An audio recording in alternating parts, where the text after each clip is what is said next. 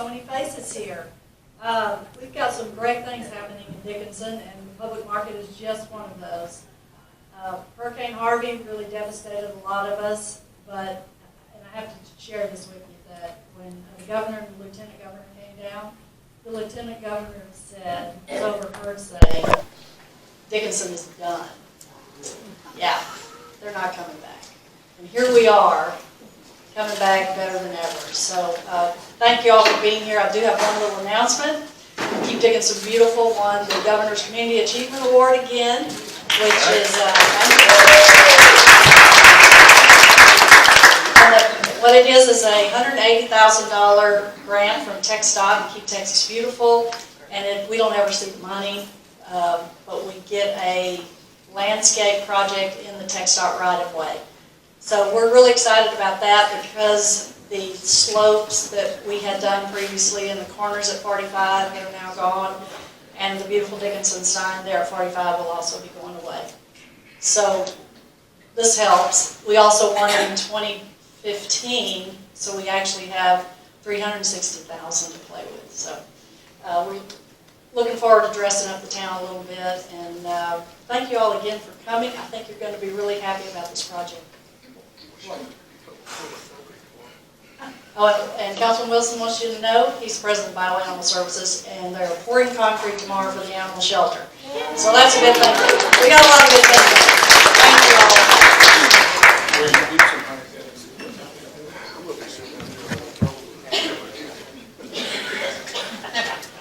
Good evening, and I'll join the mayor in saying thank you so much for giving us your evening, and we have some exciting things to share with you.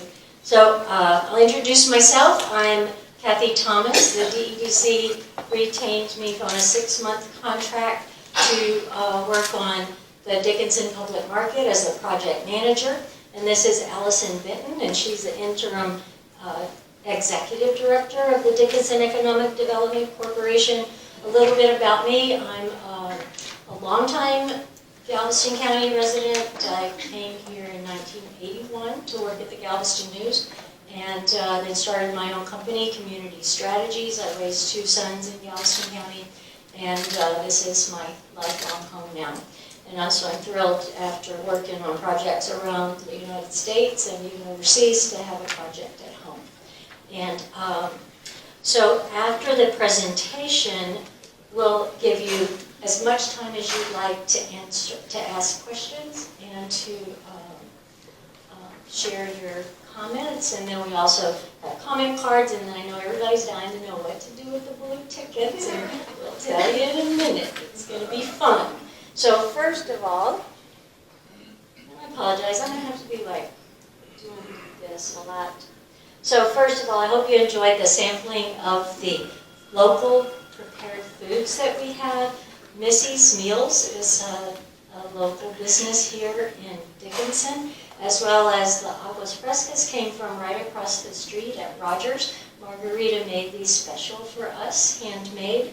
And then also we have handmade Hey Mikey's ice cream. They're a small business that they make their ice cream there in Texas City, and they also serve it in Galveston. So it's just a sampling of the kinds of foods, that locally prepared fresh foods that you could find at a public market, and we're thrilled to have these local businesses here. Also, you saw our important citizen-driven volunteer organizations, and they're providing information. And we invited them because they're part of what makes Dickinson such a great community, and I could see that they would have a role as we move forward with the public market in different ways. So I wanted to just recognize them. Thank you. So now I'm going to turn it over to Allison, and she's going to tell you a little bit about the DEDC. Okay, it's just like government to do a lot of acronyms, right? What's the DEDC? I'm the Interim Economic Development Director, and Dickinson Economic Development Corporation is what DEDC stands for. But I've been doing economic development in Texas since 1987, and at the regional and local level. And for the past 10 years, I've had my own site selection firm. So I help companies decide where they're going to put new facilities and where they're going to create jobs and make investments. So I help them do analysis on their workforce and infrastructure and traffic patterns, growth patterns, those types of things. So some of my clients are IBM, American Airlines, Mitsubishi headquarters in Pearland, Shell Oil, American Airlines, Target, Bank of America, that sort of thing. So I am happy to be here. I have never seen the bio before. So I am excited to be here and work on this project. So the DEDC was formed in 1998 as part of a voter, oops, oh, I guess you can turn to the next slide. As it was formed in 1998 as in response to a voter-approved half-cent sales tax for economic development. It's part of the Texas Development Corporation Act of 1979 under Section 4B. So if you've ever heard of 4B and 4A sales tax, it's what you buy in Dickinson and the money that goes to the state comptroller. That half-cent sales tax comes back in order to build business and job growth in Dickinson.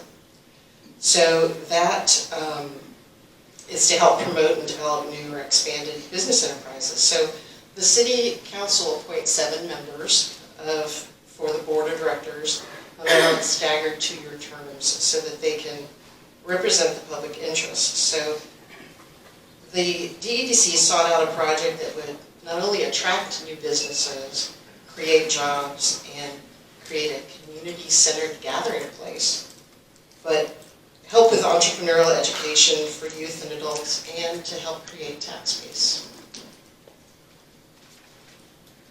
Now a little bit about what is a public market. What we define it as is a carefully crafted year-round shopping and gathering place that reflects the community's unique culture and its interests. And there are dozens and dozens of public markets around the country, and different communities have different size public markets, and they have different types of offerings and activities, because again, it reflects that community. But there are some commonalities. One is that it's things that they offer things that are usually locally handcrafted, handmade, locally prepared foods, and they're often an incubator for small business. And so someone could start in a public market and then grow to be a successful brick and mortar business in the town.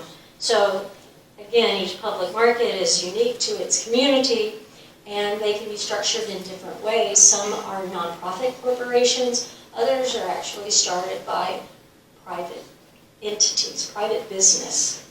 And tonight we'd like to hear from you about what you'd like to see in your public market. So what would be some of the benefits for the city of Dickinson? One, that it would be a centralized gathering place where families could get together, friends could get together. We could have live music and a movie night, and families could come and sit outdoors. They could get Hey Mikey's ice cream and sit outdoors and watch a family movie. Then also an economic engine for small business development, for someone who's handcrafting soaps out of their home and they'd like to grow their business. They're selling it on Etsy, but they'd like to have a public presence where they can grow their business. So they could get a table at the farmer's market, or there could be some restaurants that would like to start up there and have a strong presence somewhere else, and they'd like to expand their business to Dickinson, so they could have a booth there as well. So those are some examples. And then community revitalization. Study shows that public markets are one of the most successful strategies for energizing downtown. And I'll talk a little bit more about that in a minute. And then a source for locally sourced fresh food. These are the things that you'll find in a public market are probably going to be different from what you would go buy at your Kroger or at Walmart. They're going to be things that are not imported, that are handmade, and probably by someone you may know in your community. And then, to me, first of all, the public market for Dickinson would be Dickinson's public market, and it would be that community gathering place where people come every day for their morning coffee or to meet with friends. But then it would also, because there's not another public market in this region, that it would be a destination for people from around the area. So let's talk about. You're doing a great job. Thank you so much. So where did the idea of a public market come from? In 2015, the DEDC retained an international consultant, Roger Brooks, to do an opportunity assessment for Dickinson. It was quite an extensive assessment, and then he, in his conclusion, spent several pages talking about why he thought a public market would be a great thing for Dickinson to revitalize its downtown. And he actually recommended this location that has been identified for the public market for Dickinson. Some of the things he recommended was it would be development of a downtown core that would be pedestrian friendly. It would be a gathering place for shopping, dining, entertainment, and it would have some flexibility so that you could use it for various different things. So what could a public market include? So you can just flip through these. Premium, locally prepared foods that you can pick up and take home, locally sourced fresh foods, coffee shop, handcrafted goods. Co-working space is an interesting idea that there's not one around. Festivals, and we're not talking about a big rock festival. We're talking about, the art club could have a juried art show, or there could be an antique show, or there could be a small acoustic bluegrass festival. Those things that would be unique to Dickinson. Some green space, the area across the street has beautiful trees and lots of grass. It's close to Dickinson Bio, so there may be an opportunity to connect with recreation on the bio as well. So what have we done so far? Since the Brooks report, the DEDC retained a nationally recognized, very experienced public market consultant who came in and worked with a very energized community advisory group of volunteers. They did a lot of work to set the foundation for the vision for the public market. And they've selected a site, identified local and federal funding. They engaged with the community quite a bit and committed to the idea of a public market. So let's talk a little bit about the site. And Allison, with her expertise in site selection, we get some questions about, well, what about this site versus that site? So Allison's going to tell you about that. A little taller. So a couple of people asked me on the way in, where is the site? Because there had been some discussion of several of those. So on Highway 3 between 517 and the Bayou, which is across the street, if you don't know that direction. But the benefits of using that 3.56 acres are, number one, it'd be the highest and best use for a smaller piece of property. The other properties that the DEDC owns are much larger and could be used for other multiple use, like a hotel or a restaurant, other types of things that would require a lot more land and parking, that sort of thing. So the size was a differential.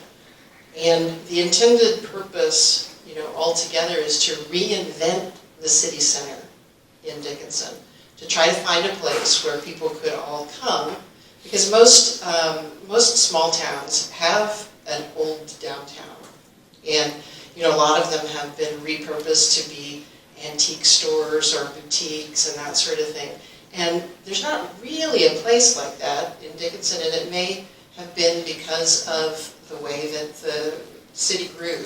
But that's one of the things that would be a big benefit for it to be across the street rather than on I-45, where that's not near a lot of places where people could walk from their homes or walk to other places and kind of expand an opportunity. But it would be just a really different user experience for the community if it was anywhere else other than kind of the center of town.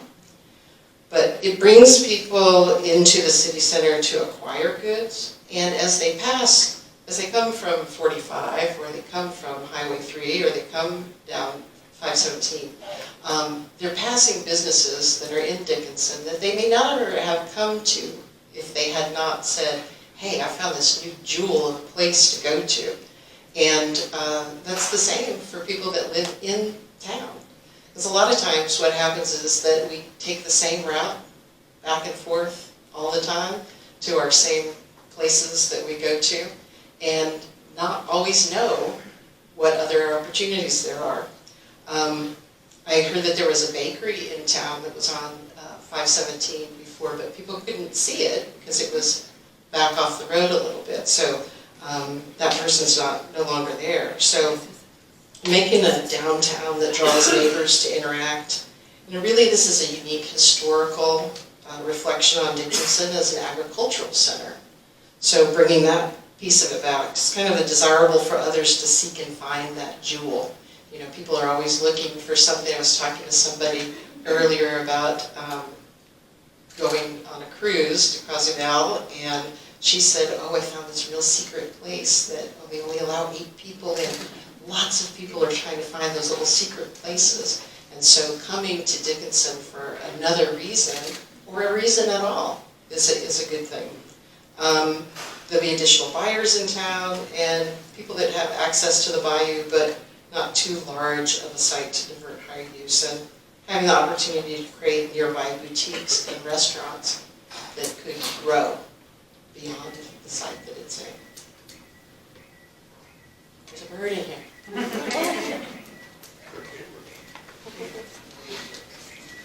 All right, so now Allison is going to talk about the funding.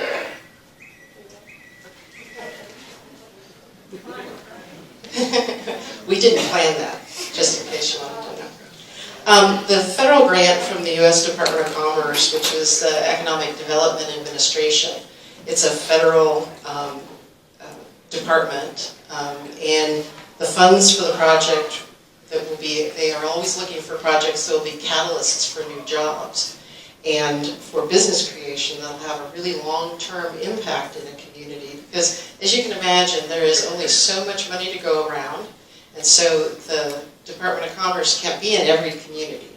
So they are looking for projects that kind of ameliorate distress in the community. They really like that word ameliorate. It means get rid of, which sounds better than, I guess, the government saying get rid of. But they participate in projects that are regional and multi-dimensional, like business incubators, industrial parks, and training facilities.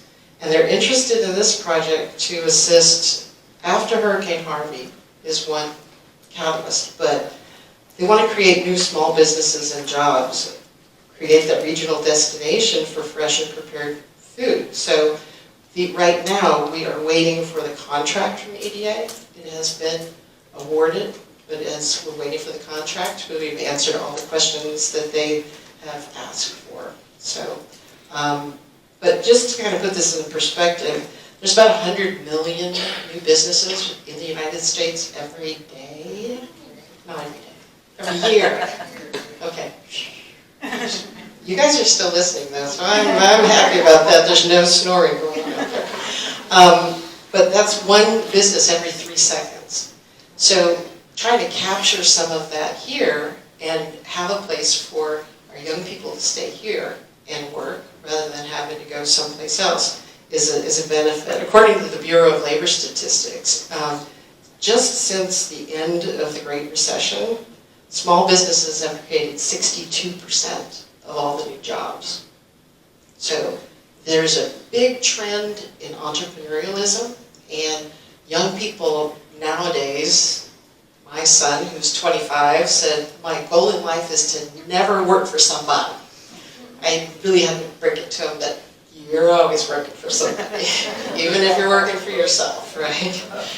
So when we were talking about the DEDC funding, the funding that comes from that half-cent sales tax that can't be used for anything other than economic development-based projects, those funds have been set aside for the market project. But this can be leveraged for more, but only if the analysis generates a cash flow, an analysis that makes it like any other business, that it's going to not be a burden.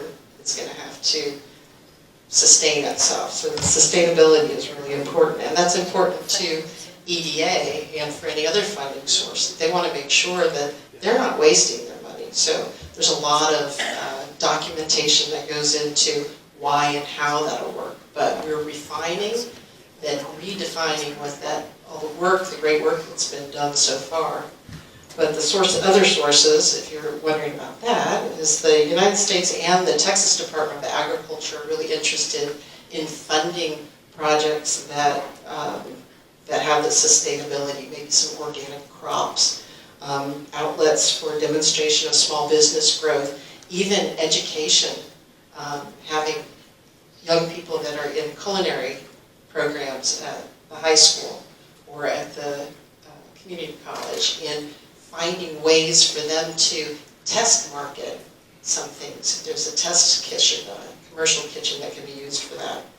So we have a list of 50 or 60 sources. And so after the plan is defined and we get the input of what it is that you want in the public market, then we will look after those, because they can't all be spent for the same thing, and they can't all be.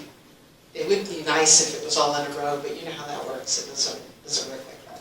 So.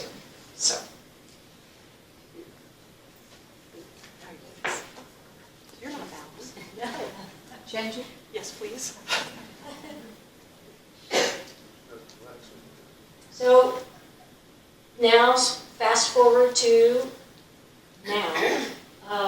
The DEDC retained community strategy, thank you, as project manager, and retained Allison as interim DEDC director, and I'm sure you agree with me that she's got a great skill set to help move this project forward. And then we're seeking broader public input to share information and to engage with the broader community and businesses and identify potential partners for the project in terms of maybe a vendor. And then we're refining the project plan, and we're conducting, Allison will be pulling together a very detailed feasibility study, and she'll talk a little bit about what that could include, and then to write the business plan, because to us, all of this is important so that we can, at the end of the day, have an executable plan that's based on good data, and we know that we are, and stakeholder and public input, because again, it's going to be your public market, and that we have and that we understand what our funding availability is. So we scope the project right size for the funding available and to be successful. So I know you can't read this, it's not an eye test, but this is our 6-month timeline. We were retained in mid-January. We started our work there. We're in the green section, which is the public input part. So we're going to be Allison's going to be gathering all this data and putting together a feasibility study and then a draft plan. We're presenting that to the DEDC. Then we'll come back, and we hope to have all of you back for another public meeting where we'll present our findings and recommendations.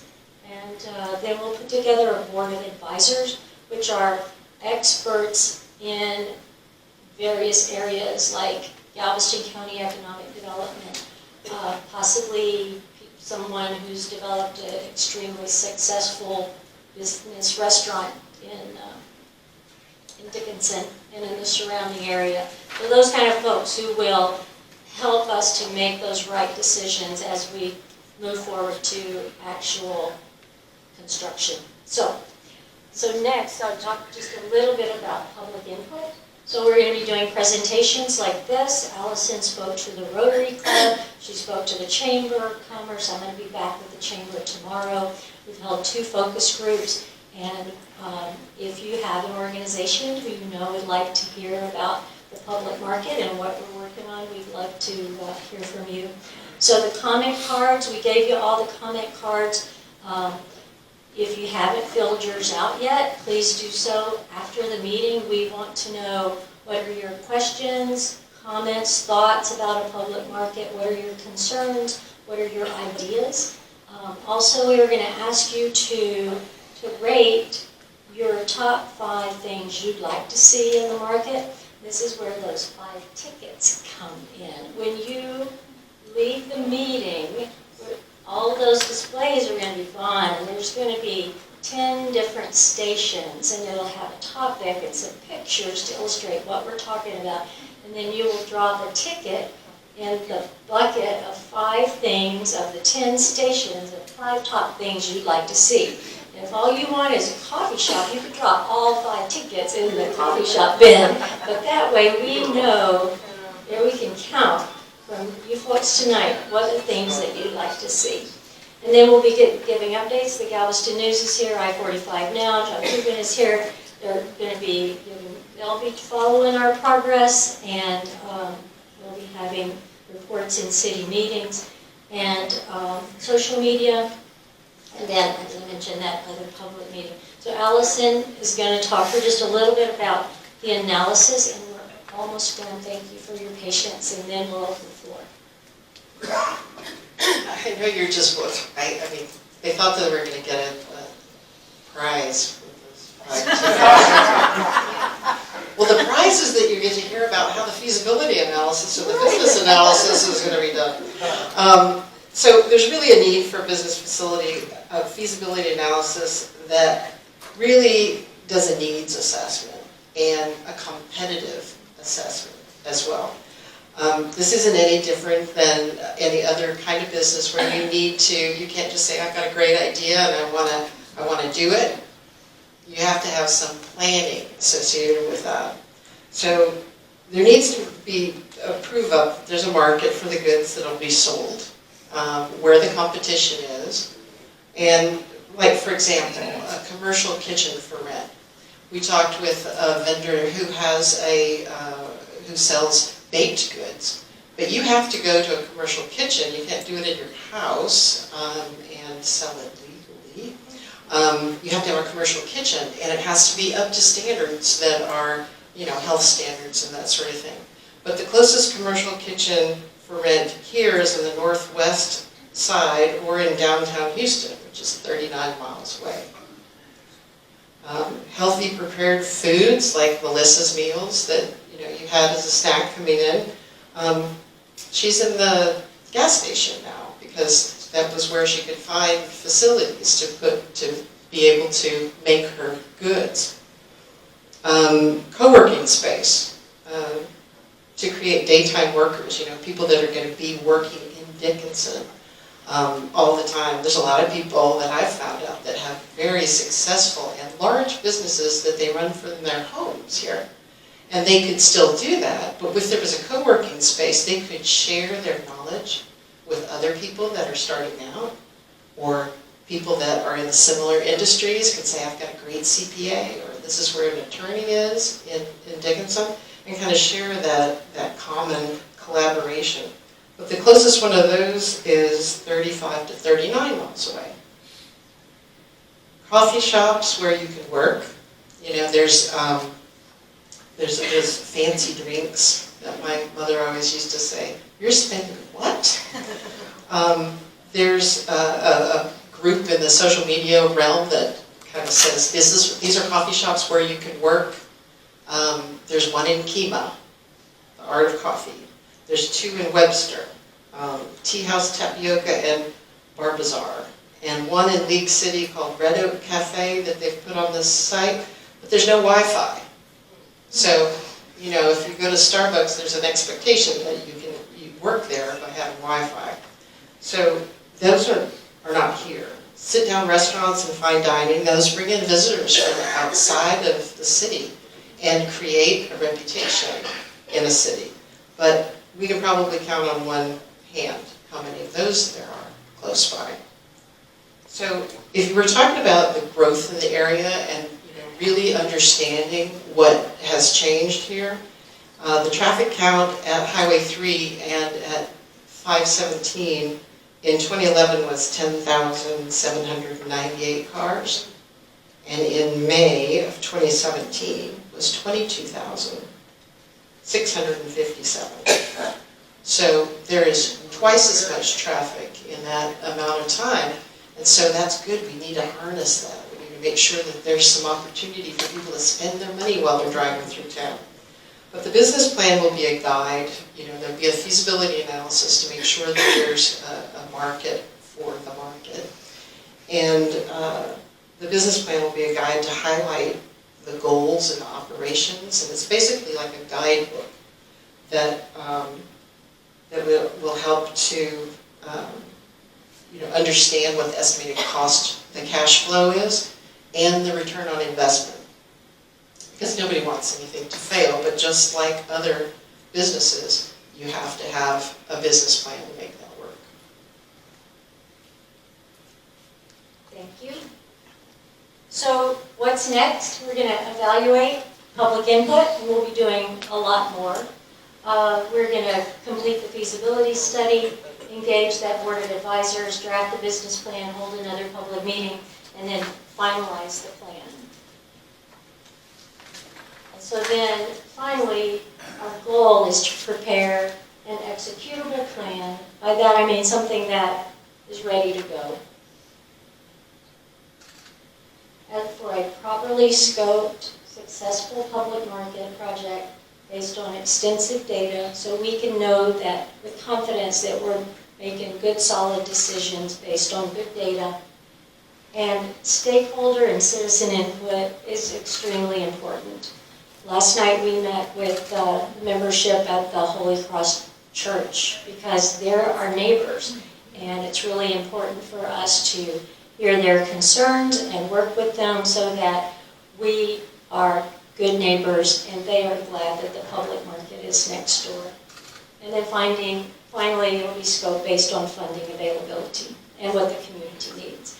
And that there will be ongoing funding to make sure that it's successful. I use the analogy of if you're getting ready to go buy a house, you look at location, you look at what size house you need for your family, you look at what you want in your house, then you have to consider how much money you have to buy the house. Then you also have to consider, if you're a smart consumer, how much is that house going to cost you, and make sure that you can take care of your house. So, that is all we have to say. And now we're ready to hear from you, and we're happy to answer your questions. Yes, sir. Would there be a plot map you can stick up there for us to look at as to how buildings and parking is set aside in your mind right now? We will. Such small acreage. We will when we have the next meeting. None's available right now. I know I want a house. I know where I want to put my house. But everybody here needs to provide their input about what they want the house to be. And we don't envision that it will be 40,000 square feet. That there may be possible to do something that will be successful in a smaller footprint. Yes, sir. Does it concern you that rotation on the Dickinson Economic Development Board It's rotated 4 times since March of 2017. Does it bother you that an airport, since you're talking about these other places, the nearest airport, Diggins, is 20 miles away. I don't think we're going to build an airport. The nearest cruise ship is 20 miles away. I don't think we're going to build a cruise ship. So I question some of these measurements you're making. And if they're 30 miles away, what does that tell you about our neighbors? They must not think it's needed, or they would have one 10 miles away or 5 miles away. Surely Pearland would have it. So I'm concerned. I'm concerned that on August 28th, 18, per the minutes from the city council and Dixon Economic Development, which I question all of that because you haven't published any minutes on the website since March. What's the secrecy of the last year to now? Why all rotation? Why have so many presidents resign and new people come on board, most of which just came in this month? In the March meeting of this year, new members were sworn in. You didn't even have a president to start the March meeting. Your vice president had to start the meeting, and then you had an election. So I'm concerned about the roulette of people on the economic development, and then when you did have them, and they said, can we scale this back? This is too big. This is too expensive. And the mayor said no, and there was no further discussion. Why even have a board if the mayor is going to run your farmer's market? And let's talk about dates. These are what y'all published on your website. That President Carney, remember President Carney? He was the one who came up with the $12 to $15 million budget to build this. And they signed a $743,000 development contract with somebody in Wisconsin back on August 28th of 18. In September, just a month later, President Townsend was now the president of the economic development. They hired a project manager, Montemayor, for the farmer's market. I don't know why they needed them if they hadn't even decided all these things that you say we needed. Feasibility, accountability. What are you going to charge these people? Am I going to go over there and meet and pay $1,000 to use the facility? I think not. Not Dickinson Ville can't rent their building for $350. And it's a fairly large building. On September 25th of 18, city appoints 2 new members to the board. On October 29th, Townsend's still the president, but he resigns at that meeting, and they say at that meeting it's a $1.2 million operating budget if it's successful to maintain it. Where's that $1.2 million going to come from? Where's the 20% if you got the 80 going to come from? We're fixing to have a national election where our entire economy is fixing to go down to 2. The wrong person gets elected. You thought about that? I think you would at least wait until after the national election. City Council, on November 13th of 18, they remove another person from the board. On December 9th, Townsend resigns verbally, but the city won't accept it because he only resigned verbally. He had to put it in writing. February 11th, there's no meeting, so the Vice President, Donnelly, calls the meeting together. They couldn't approve the December minutes because they didn't have them. They did approve the minutes from the January 14th meeting. Sir, The board members finally Could we, you've obviously done a lot of research and you No, feel I very just read your passionate about this. website. And I appreciate this. Could we come back to this after some other folks have had a chance to say something? $29,000 Yes, to you sir. 2 ladies from Katy and from Galveston, and then you put up there on your own board, you're going to have regional people run this thing. I didn't But you say, didn't even say regional. No, It's sir. printed on there and it's on your website, but you're not even going to hire local people. You're going to go to no, regional sir, experts. That's what was on your sign and that's what's on your website. well, thank you, sir. If we could hear from some other folks. A lot, all of y'all came, and I know there are other folks who'd like to say something. Thank you.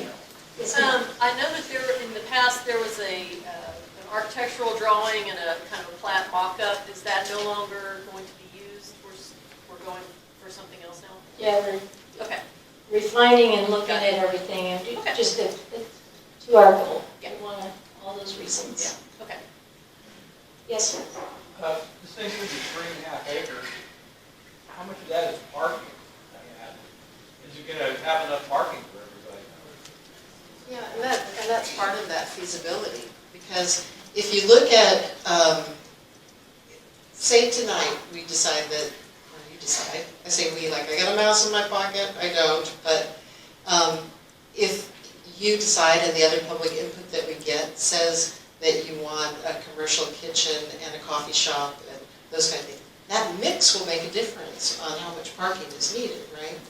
But there has been, there's standards that the city has on the number of people. It's kind of like how many people can be in a room, like the fire marshal, of how many parking spaces per, square footage of people that are going to be, attending something. But if it's all stalls or all tables or some restaurants and some stalls, it'll make a difference on what the price is that the market will bear. Like, we can't charge $1,000 for a stall because no one will pay that, right? So we need to find out how many businesses that are going to be in which category. But absolutely, the parking is going to be really important, and it wouldn't make any sense to not make sure that there's enough parking. 3.5 acres doesn't sound like a whole lot. Yeah, in the plan that was presented before, which we're looking at the refinement of that, there was 175 parking spaces in that. But that was for a 40,000 square foot building, and so we don't think it'll probably be that big. Okay, last question. Is there anything set up in case this thing goes downhill? Well, that's a very good question. Well, first of all, we're going to do everything in the feasibility part to make sure that that doesn't happen. But, did you want to? No. Oh, okay. He was moving. I'm here if needed. Go ahead. Okay, he's just making sure that he could see that. But there's a lot of benefit to having a building that the community can use to begin with. But when I was the economic development director in Flower Mound, which is just north of DFW Airport, there was a Food Lion came to Texas and then they left, right? So there were a lot of citizens that were really upset. What are we going to do with this big shop, this big building? And someone said, on the East Coast, they reuse buildings all the time. They've used buildings from the 1800s and they repurpose them. So that would probably be something that would be looked at too. Well, this thing just turned into a big flea market. No, and that is absolutely what is not recommended, because that wouldn't be something that would benefit the city. Sir, you had your hand up. Or we've got, Thank you both of you, sirs. thank you for the fine presentation. My concern is, how is this to be financed? And by that I mean, is this to be a general obligation of the city? Will it be reflected in my taxes? How is it to be financed? I haven't heard anything like that You yet. want to go back to the funding slide? So the money from the grant from the Economic Development Administration, which is part of the U.S. Department of Commerce, that would be, right now it's at $4 million.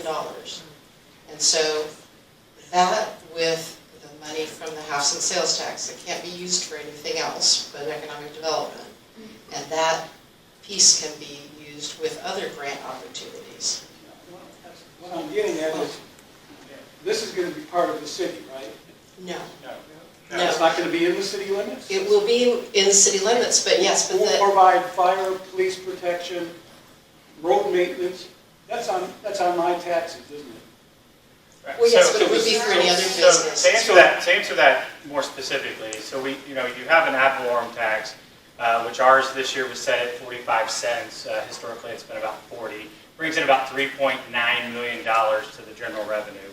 On top of that, we have a sales tax that equals in the 8th percentile, 2% coming to the city, 1% going into the general fund, a ½ cent is divided between economic development and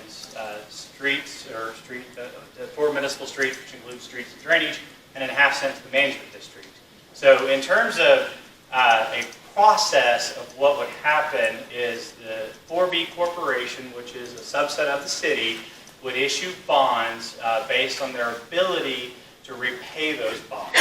So part of the income that comes from the sales tax, from the development along the I-44 corridor, the 517 corridor, and the 3 corridor, would generate sales tax or income for the 4B, and they would take that income along with other grants and other rents and other income models and tie that to pay and service the debt that would come out.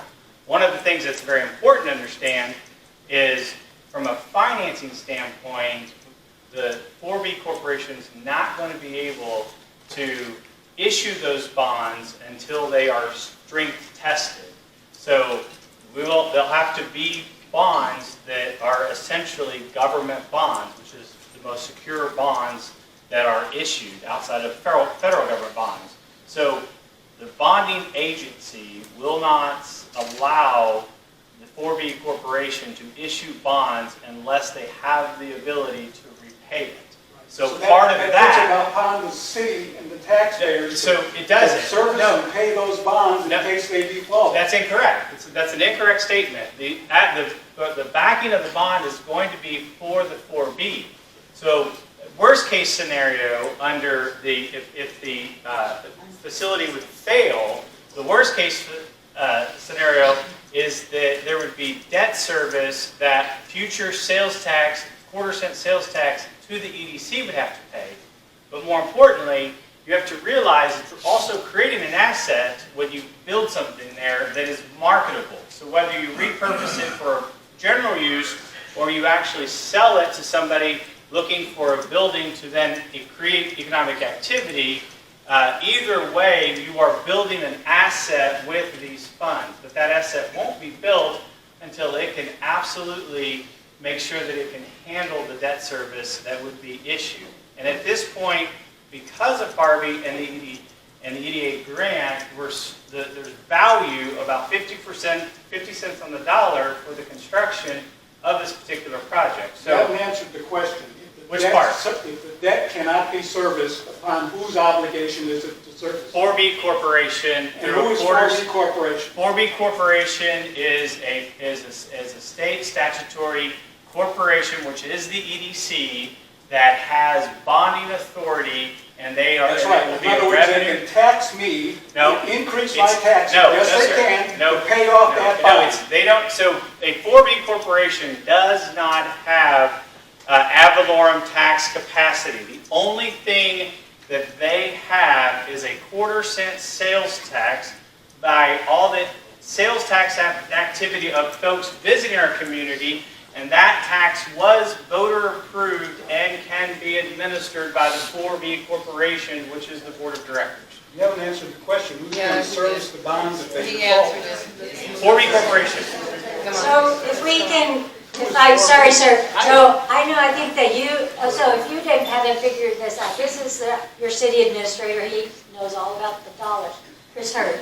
So if I can ask y'all to talk after, maybe? Thank you. Yes, ma'am. If all the funding and the feasibility studies and all go through, what are we looking at for when this project, when we'd be up and running? Or when would we When get we started? break ground.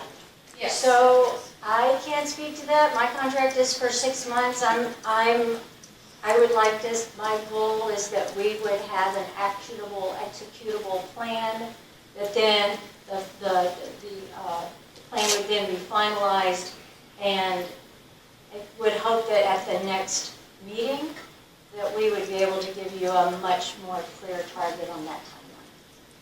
Yes, ma'am. What about ongoing management and oversight? You're talking about booths and stalls. And so what's going to keep this project from degenerating into a flea market like a Well, so remember we talked about a coffee shop that would run every day, most likely. A co-working space would be inhabited every day. We could see a demonstration commercial kitchen area that would have multiple Where's the restaurants. management? If people can rent these spaces, So- where's the management? So yes, of course, there is going to be a staff, there's going to be a manager, and they will be doing all the programming so that every day, every week, every month, there's going to be some other reason for you to come with your family and friends to the public market, because there's going to be something fun going on there. They'll also be doing, say no? Pardon? What if somebody wants to open a stall with used? So there will be, the other thing that makes for a successful public market is there are very specific guidelines. They're locally locally handcrafted goods are typically some of the guidelines, but all those guidelines will be developed to ensure the quality so that those kinds of things are not in there. So that's what makes for a successful public market. Yes, sir? Doesn't Keeneland have a market like this behind their city where? They may have a farmer's market? No. No? They Anyone rent stalls familiar? out. It's a city market and they rent stalls out. Well, this would be different. Yes, ma'am. I just wanted to put a really positive spin, having grown up in Seattle. And this is, my head goes there, that this, if you think the most positive, this is what this is going to be like. If any of you have been to Pike's Market? Yeah, good. It's got that vitality that people want to come, and you just, I mean, I could spend a day there. And so, huh? Our side. Well, sure, we're not going to have that size, but having lived there, it didn't start like that, you know, and that's an important thing, where we start, and that we have proper management and proper input in the beginning, you know. So you know the Strand in Galveston and what an amazing attraction that is? In the 70s, it was not at all what it is today. There was not any place where tourists would want to go, for sure. If any of you ever went down the Strand back in the 70s. Or Dickens on the Strand, it attracts, I don't know, 40, 50,000 visitors a year. It started as a little potluck with some locals in Galveston, just to have a little something down the Strand. Yes, sir, and then you. Oh, sorry, you and then, sorry.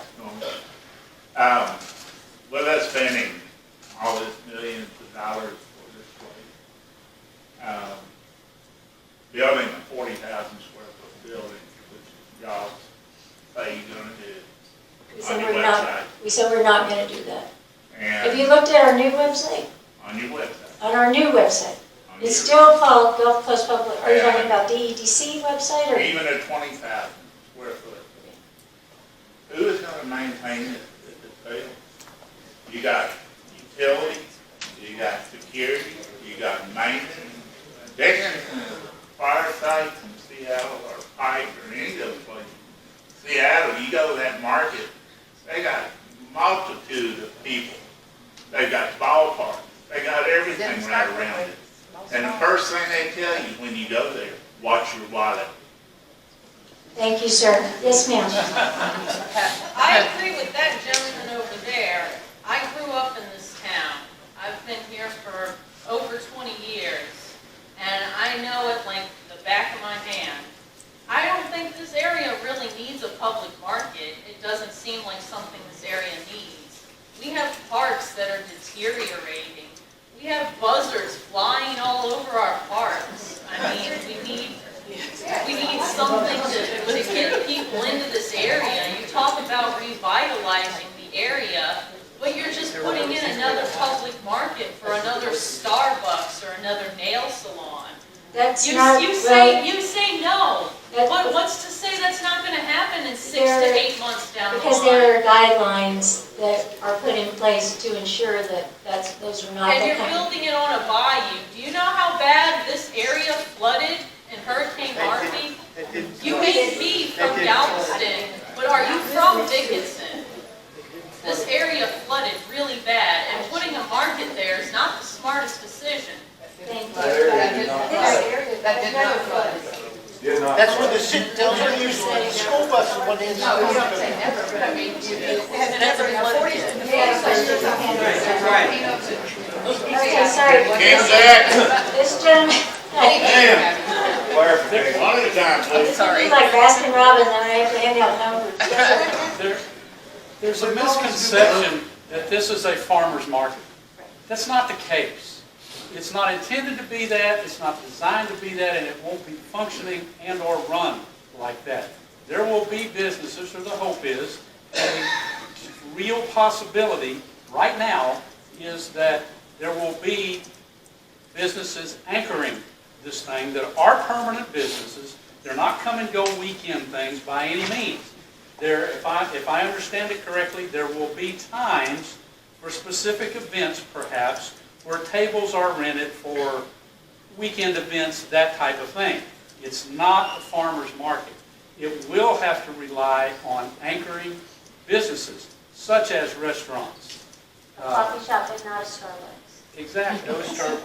So somehow or another, we've got to get past this farmer's market mentality, because I don't see anything about a farmer's market in anything that I've seen about this. Yes, and I, having gone through Ike, completely understand that feeling of it's hard to imagine coming back.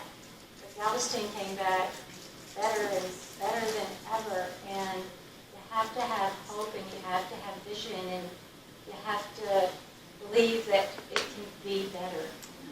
Yes, sir. I had not planned to say anything, but in Dickinson alone, probably it's been 4 years ago, maybe 5, I haven't much. My son and two of his friends had a cafe in town called the Herb Cafe. Next to the Herb Cafe was a vacant lot that they used on weekends, and they ran what they referred to as an artsy-fartsy market, which had people in there with crafts, had people in there with art, and the restaurant basically was the anchor for this thing. They did all of this on social media.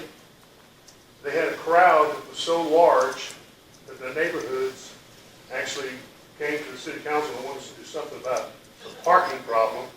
Okay, now these were 3 guys that had real good food, and they had, but they set this thing up, and people came in and sold. There was one guy that sold chopping boards, made some old pianos, things like this. This is the kind of stuff that will be attracted there. But the cafe itself served as one of the only anchor for this. Now these guys ran this and successfully for several months. Now people go, okay, well what happened to Herb Cafe? Well, what happened to Herb Cafe was very simple. You had 3 guys trying to draw nice sized salaries out of a small place. It wasn't big enough. That's the problem. Now I agree that the 40,000 square feet I thought was too big. I think that by reducing the size, you increase the chances of this being successful. At one time, there was people that were, when this first got started, that actually were talking about maybe opening up a business as part of one of your anchors up here. And, so these people are still out there. Is there a guarantee it's going to make it? There's no such thing as a guarantee in life, and the fact that you're going to die someday. We're all going to do that.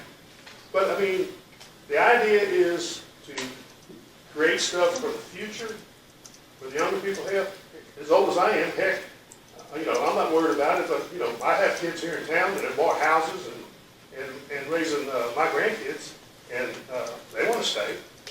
And so you have to do something like this to hopefully bring more people to town, get people to stay.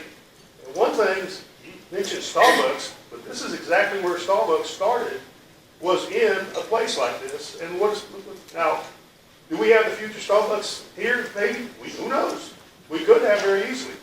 And by the way, there are other cities that are within less than 25, 30 miles of here that are considering something very similar to this. So this is not just an idea that Dickinson's floating around. Anyway, I think it has a chance. We shall see. So, I'm not from here. I lived here about 8 years. I grew up in a town called Natchitoches, Louisiana. If you don't know it, you might know the movie Still Don't Notice. In the 90s, whenever my family moved down there, downtown was dead. It looked just like this. Now, today, it's packed. It's a tourist trap. The thing is, they started at one point, and they started working towards the direction where they wanted to be. It's a beautiful town. Absolutely beautiful. They have a Christmas festival each year. They have a huge parade. They have tons of business. And people really, they drive for hours and hours to go there. Now,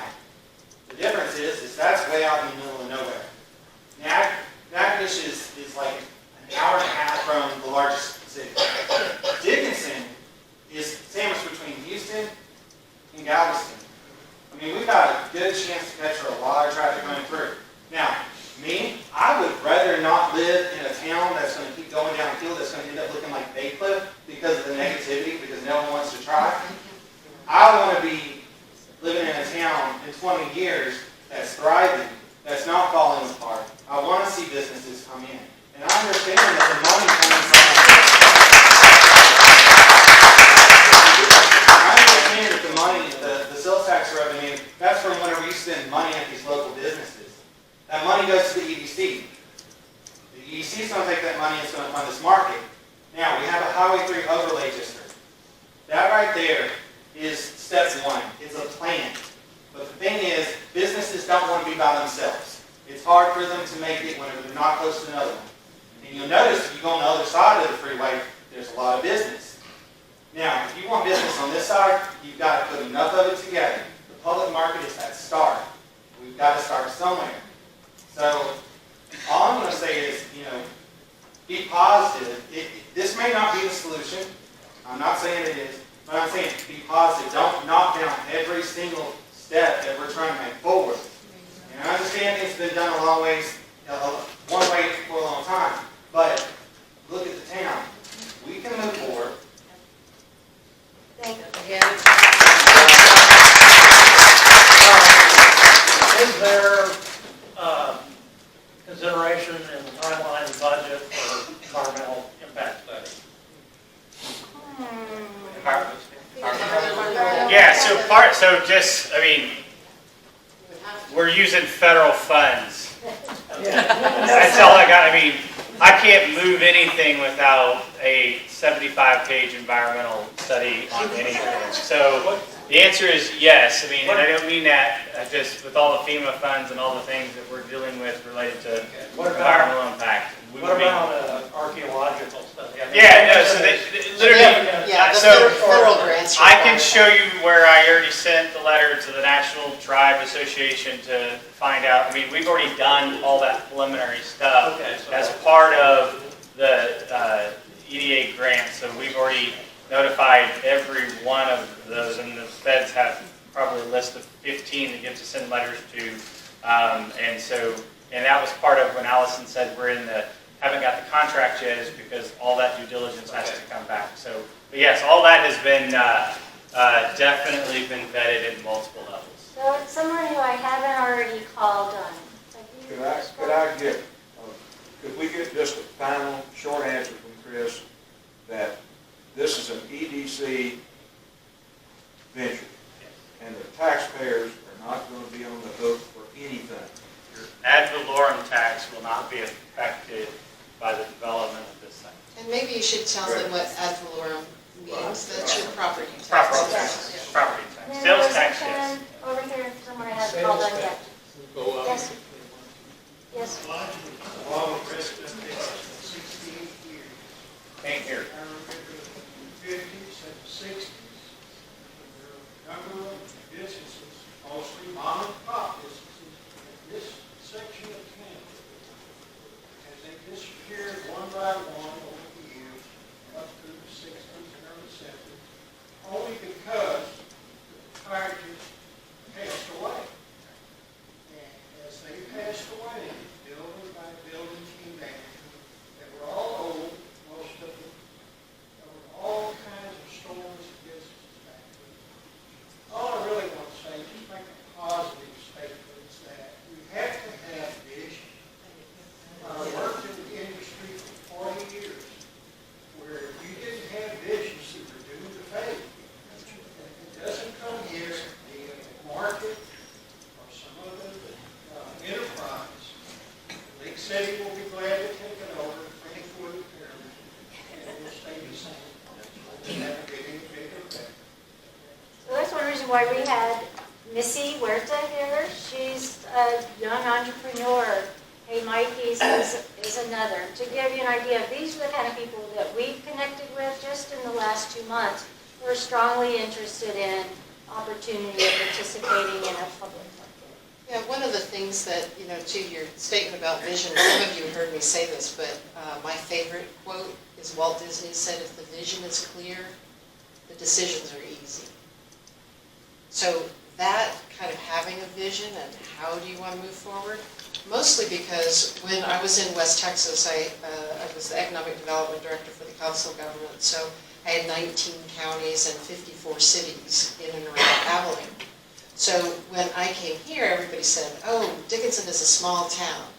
And I said, it is like the best part about Dickinson is the people, and that it feels like a small town, but you have 20,000 people, so you're not 2,500 people like some of those small towns are in West Texas. But I had a meeting once, and the people were not very receptive in the county, and I said, okay, tell me what's going on, and they said, well, we don't want no Motorola plant to come here. And I said, don't worry, no Motorola plant is coming. But the average age in that county was 64. And all the businesses were all boarded up.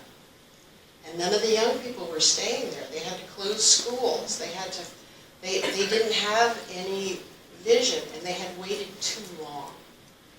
So some of the things that really need to happen here, if it's not the public market, it needs to be something else. So if you have an idea for that, then I would like to hear that.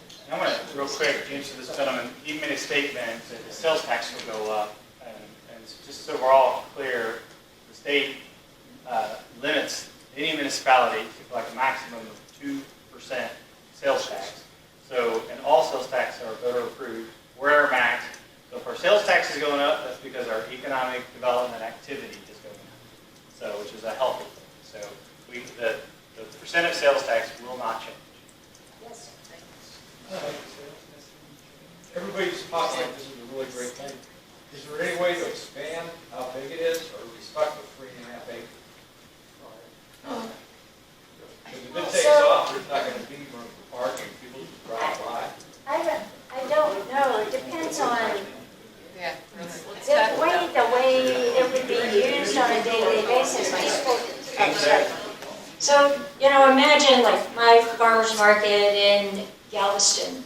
I'll pop in, I'll sit down, have a free cup of coffee because the local roaster offers that, buy my bagel from the local baker guy, visit with my friends, buy some lettuce, and leave. So I'm there for maybe 45 minutes. So there's going to be that come and go. It depends on what the programming for the market is. As to, if we have that problem of we have outgrown the 3.5 acres, but we do see the opportunity for economic development like you saw over the years in Kemah. All those little houses have become shops and restaurants. It started with one little Flying Dutchman, right? We don't have any, there's no place to expand here, right? But Yes. So don't think of it as a single site. Ideally, it's an anchor to a city center.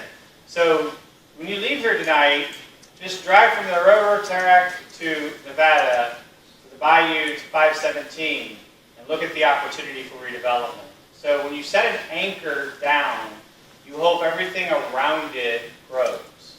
And so don't think of this project as a single site development. Ideally, all the area around it will transform. And that's what you're looking for. And that transformation is done through the private sector.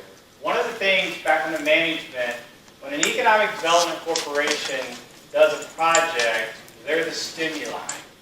So the idea is that they create the stimuli that a management district or management company comes in and manages it in whatever form, but then all the private development around it occurs because of this nucleus.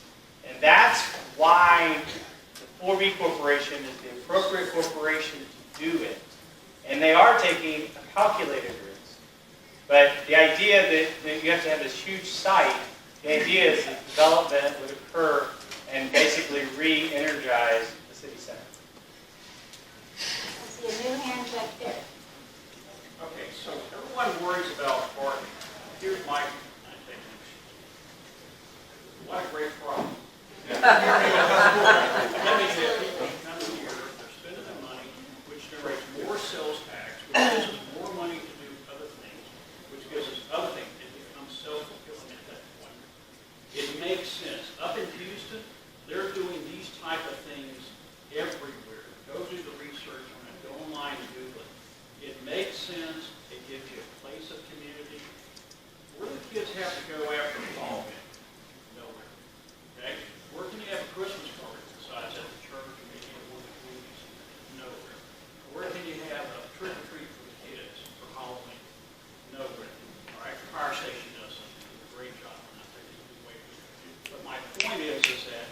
economics on this makes sense.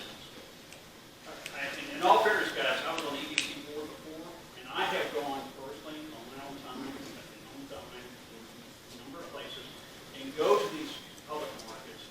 It's not a farmer's market, it's not a flea market. And the way you keep out, people are going to have a lease agreement, no different than any other building in the world. If you rent a space to someone and they're going to be a furniture store, well, they can't start selling potted plants out of there because you're going to have restrictions. But you go to these public markets, it's a great thing, it's a great place, it's places people want to go. So all of us here, I live and work in Dickinson. Where do we spend our money? It's not in Dickinson, very little, because we don't have anything. What do? We go to League City, we give them our money. We're going to go to Galveston, give them our money. Go to Texas City, give them our money. Why don't you spend your money here? And that's way, guess what? The more we do that, the city gets a portion of the sales tax. The 4B corporation gets the balance, management district gets some. 4B gets their share. They can do more projects. The city has more money to fix roads, dig ditches, build fire stations, make it a better place for our community. It's self-fulfilling. And there's all reasons why not to do it, because we're scared or we're afraid we're going to obligate ourselves. I guarantee you, before that man there and the city council lets EDC do any bonding and take on some debt, I assure you they will be put through the grill, because they already put us through the grill. But my point is that it makes sense, and you have to have that vision. My dad, and I said this today to someone, my dad taught me, he said, either you're moving forward or you're moving backwards. You're not sitting still. So that's a short for that. Thank you.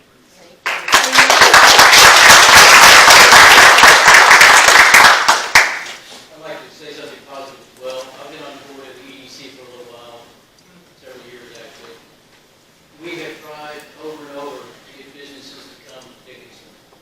We've hired outside agencies, but somehow we lose them to Webster, League City, Texas City. They have a draw. This idea was presented to us several years ago. It is a draw that Dickinson needs to grow. If we could have some kind of draw, an incubator to grow businesses here in town, a place to go like Chris was talking about. And as Allison mentioned as well, and Kathy, it's a place that's going to be multi-purpose. We're going to have businesses being incubated, go further out into the community, more businesses coming in, a place for kids, a place for dog park, maybe, who knows, it just depends on what you're all like. But it is a draw that Dickinson needs to grow better and bigger, bigger and better.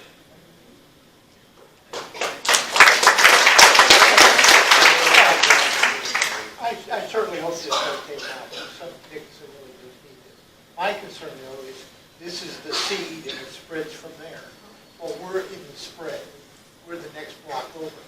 And I'm sure the city of Dickinson will be happy to give me pennies on the dollar on that house.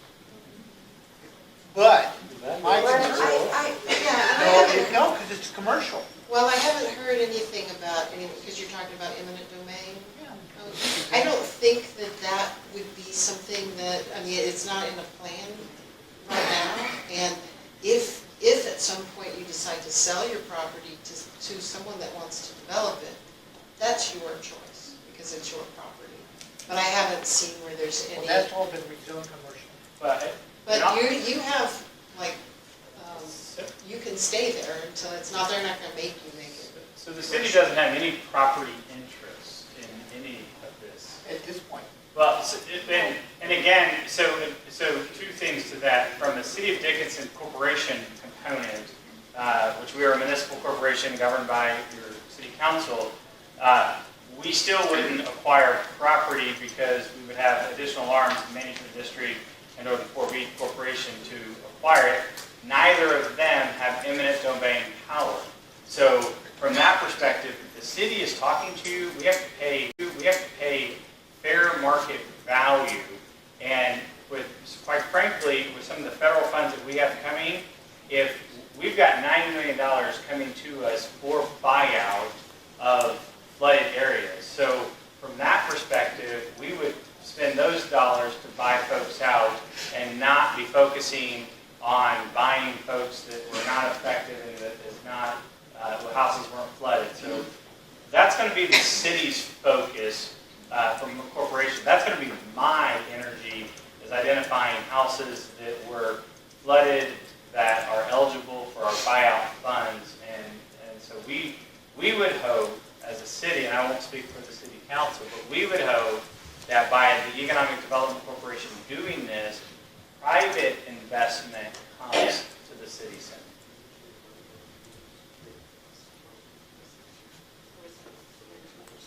Someone back in the back. Oh, no. So, yes, sir. Have you considered a boat dock with canoe and paddle boat rental possibly as one of the tenants for this? They put that in, they could go up to Morace Restaurant, they could go to Paul Hopkins Park. There's a large tract of land currently on the market owned by, I believe, Pine Drive Church on the other side of the bayou that might be considered for future development to kind of make a string of destinations and address the future expansion. Can I answer? Yes. Yes. So Galveston County went out for the boat ramp grant. And so after Trash Bash, they should be starting on it. Trash Bash is this Saturday, if anybody wants to volunteer for the boat ramp. Message there. So they're not going to address the boat ramp itself, which is what I kind of asked for because it isn't built correctly. But they are going to do a nice parking lot, there'll be restrooms, and there'll be a canoe kayak launch. But I'm talking about, I can come in as a visitor and rent a paddle boat or a canoe and go up to So one of the things, one of the businesses. yeah, so let me, from a city's perspective, because I don't ever really get a house that's full of most council meetings, so unless I'm on the chopping block, which then that's a whole other story. But to answer the question a little bit is, Councilman Dietz talked to Planning and Zoning at the last meeting to start talking about, you know, the significance of the bayou in terms of our comprehensive development. Right. I furthered that conversation, and I've asked the mayor, and I intend to ask the council, which most of them are here, is we really need to kind of really look at our comprehensive plan, because that was kind of done right before Harvey, and I think it'd be a better opportunity now to both look at the city center, look at how the public market would play into an anchor, and then look at the value of the bayou as a whole. So one of the things that I think we'll be doing over the next, hopefully 6 or 8 months, is maybe dusting off that comprehensive plan and taking a look at how the vision all ties together. Councilman Leeds is here. Well, are you going to come up here? No, he's going to stay around there. Okay. I did want to say, though, that some people had asked about the competition. Like, if you own a flower shop in Dickinson, you know, would there be a flower kiosk or somebody that would rent a space in that would create, you know, competition? Well, one of the things that we talked to Rogers Malt Shop about was they said, we're excited about it because not only would they bring more people that can see that we're here and buy our hamburgers or enchiladas, but we have this special burrito that we like to make, but it's not on the menu. So maybe we will, you know, they're really interested in renting a space where they would just sell that special burrito. Or those flower shop could say, I'm going to bring in just tulips during tulip season, or roses and you know, Valentine's Day. So they can multiply what they have right now and hire one person instead of 4 people. I'm sorry, go ahead. Yeah, I just want to say a couple of things. The effort with planning and zoning and the EDC and the Chamber of Commerce, and you know, this is just in its infancy, but we're talking about destination Dickinson, and our biggest asset is the buy-in.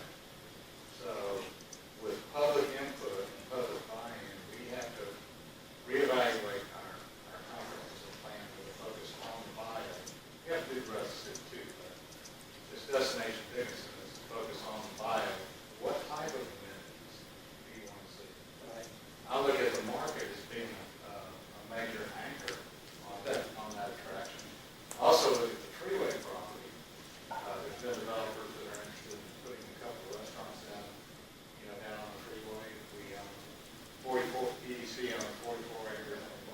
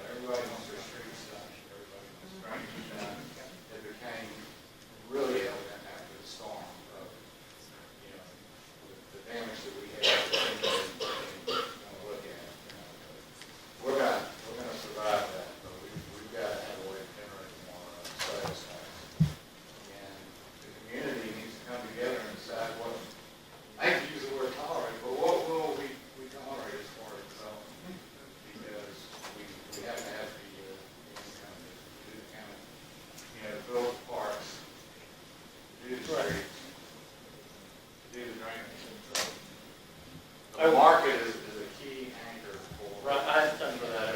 I would think it would be beneficial to have a master plan and vision as well for the entire bayou, between Highway 3 and the freeway. Every developer that comes in, first thing they want to know is, what's your plan?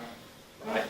And I've experienced that personally, with developers that, well, we don't have a plan. Well, what ends up happening is you handle development piecemeal. And what I'm really don't want to see happen is that we ought to be planning our future and our destiny and what we want. And not have somebody else do it for us as they come in and try to push it. That's all. Thank you. This gentleman back here had his hand up. Yeah, so I think we all agree, there's no doubt that we need to get new businesses and have an anchor point in the city, because we've got to widen our tax base and grow revenue if we want to address these things that Councilman Dees was just talking about. My question is the impact long-term of the project on the economic development fund. In other words, how much and how long is the economic development fund is going to be dedicated to this project, so that when it does take off, we have resources in place for further. Sure, and I think that's part of, obviously I'm the new guy on the block. Part of that refining and strength testing is to build it to the right size. So, so to that perspective, from a bonding standpoint, they're only going to bond a portion of your funds, and they're going to require you to set a reserve aside on top of that. So whatever we decide through the strength testing and the refining that we're going to do, we'll look at that compared to anticipated revenue, and then it would be a percentage thereof, all subject to underwriting approval. So, and I would say, just my 15 years of doing this stuff, you get into 40% of revenue, and it gets a little squirmish. So it's going to be somewhere in that mark before it's even bonds are going to be issued. Thank you. So we'll take 3 more questions, because I promised 8 o'clock and we're past that. And then just a couple of things, and then I'll release you. Remember to do your tickets, your voting on the way out. Your comment card, if you completed it before the meeting and you have some additional comments or questions, please pick up another comment card, because we want to capture as much as possible. And we will be, I expect, sending out updates. We may develop a little newsletter that would go out occasionally as we have news. So if you check the box on that comment card that you want to receive updates, either as a potential vendor or just general information, please write legibly so I can get your email corrected. Thank you. So 3 more questions. Yes, sir. During your presentation. Oh, sorry, the man with the Astros fan had his hand up first. I'm going to give you a little history lesson. Dickinson, at one time when I grew up, this was downtown. What happened to Dickinson was Walmart moved down the freeway. They just kept dropping off. That's what we got right now. Something needs to be stimulation. Thank you. This would be the anti-Walmart. Okay. During your presentation, you said there was 20,000 vehicles going by the 517 Highway 3. Is that per year, per month? That was per day. Per day? Per day. There's 20,000? That's the text dot numbers. That's on our website. Working on the freeway. There was what was your comment, ma'am? Yes. I was wondering if we're planning on this being accessible to everyone. And if we are, I would really encourage you to have someone on the planning area that does have a disability. Having been doing this for over 50 years now, I think everybody would be surprised to know that I cannot wash my hands in 95% of the restaurants in Houston. Could you, could you please write that down and include your contact information? Thank you, thank you. This gentleman right here. And you're up here.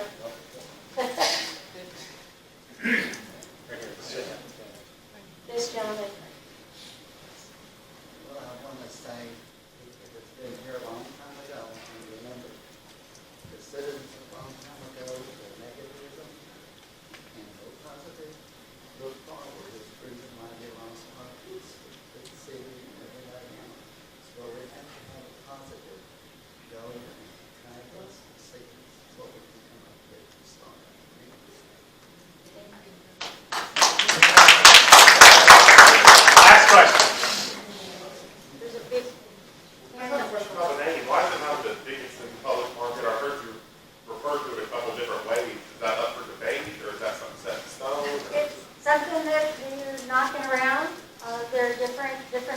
past, as Regional Gulf Coast Public Market. You see that's the current URL.